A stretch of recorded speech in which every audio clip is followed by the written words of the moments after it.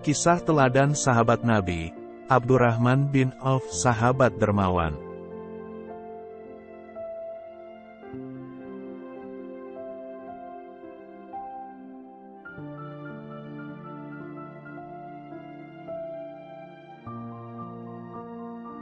Salah seorang sahabat yang dijamin masuk surga oleh Nabi Muhammad adalah Abdurrahman bin Auf.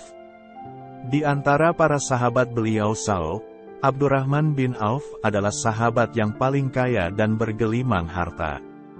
Saking banyaknya kekayaan yang ia miliki, Nabi Muhammad SAW pernah menyatakan bahwa perhitungan hartanya di akhirat akan demikian panjang. Abdurrahman bin Auf akan masuk surga dengan cara merangkak. Mendengar penuturan itu, Abdurrahman bin Auf menangis. Karena itulah, ia kerap berdoa, "Jadikan aku ini miskin. Aku ingin seperti Mus'ab bin Umair atau Hamzah, yang meninggal dalam keadaan miskin. Ya Allah," rintih Abdurrahman bin Auf. Kendati demikian, harta yang sudah ia tanamkan untuk investasi terus berkembang. Ia tak juga miskin-miskin. Ummul Mukminin Aisyah pernah bercerita bahwasanya Abdurrahman bin Auf kerap membawa pulang dagangannya sebanyak 700 kontainer barang yang panjangnya serupa barisan pawai tak putus-putus. Nama lengkapnya adalah Abdurrahman bin Auf bin Abdul Harits bin Zahrah bin Kilab bin Murrah bin Ka'ab bin Lu'ay. Ia lahir 10 tahun selepas tahun gajah. Ketika Muhammad SAW menyatakan bahwa ia diutus menjadi nabi dan rasul yang terakhir di muka bumi ini, Abdurrahman bin Auf termasuk golongan pertama menyambut hidayah tersebut. Ia adalah salah seorang yang mula-mula masuk Islam atau as-sabiqun al-awwalun. Abdurrahman bin Auf masuk Islam 2 hari selepas Abu Bakar As-Siddiq. Jasa Abdurrahman bin Auf sangat besar dalam membiayai dakwah Islam.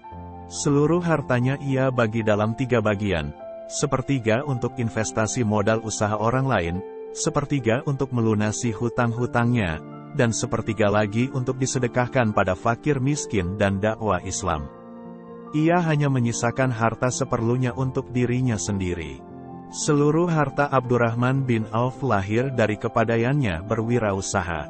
Penduduk Makkah dan Madinah kala itu mengakui kecerdikannya dalam berdagang. Saking mahirnya berwirausaha, ia bahkan pernah berseloroh, "Seandainya aku mengangkat batu, niscaya kutemukan emas dan perak di bawahnya." Keistimewaan Abdurrahman bin Auf dibandingkan orang-orang di masanya adalah ia memiliki 2 karakteristik sekaligus, yaitu hartawan dan semangat pejuang. Biasanya, orang yang pandai berdagang, kurang memiliki semangat pejuang. Sementara itu pejuang lazimnya miskin harta, sebagaimana dikutip dari Abdurrahman bin Auf, Biografi dan Perjuangan dalam Membela Islam, 2018, yang ditulis oleh Haslinah. Suatu waktu, ia pernah diutus Nabi Muhammad SAW memimpin sebanyak 700 pasukan menuju Dumatul Jandal untuk berperang. Selain itu, Abdurrahman bin Auf dianggap sebagai pelopor 2 hijrah dalam Islam, yaitu hijrah ke Habasyah dan hijrah ke Madinah. Selepas Rasulullah SAW meninggal, Abdurrahman bin Auf bertugas menjaga kesejahteraan istri-istri mendiang Nabi Muhammad SAW. Ia menjaga keselamatan dan memenuhi segala kebutuhan mereka.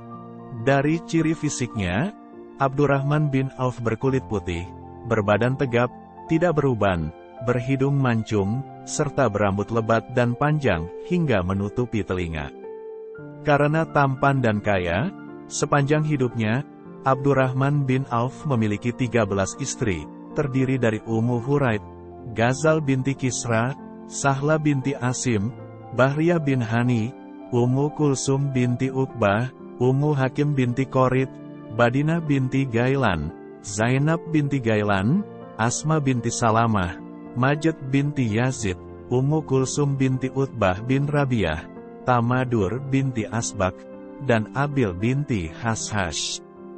Kendati beristri banyak, namun dalam sekali waktu, Abdurrahman bin Auf tak pernah beristri lebih dari 4. Artinya, ketika salah satu istrinya meninggal, barulah ia beristri lagi.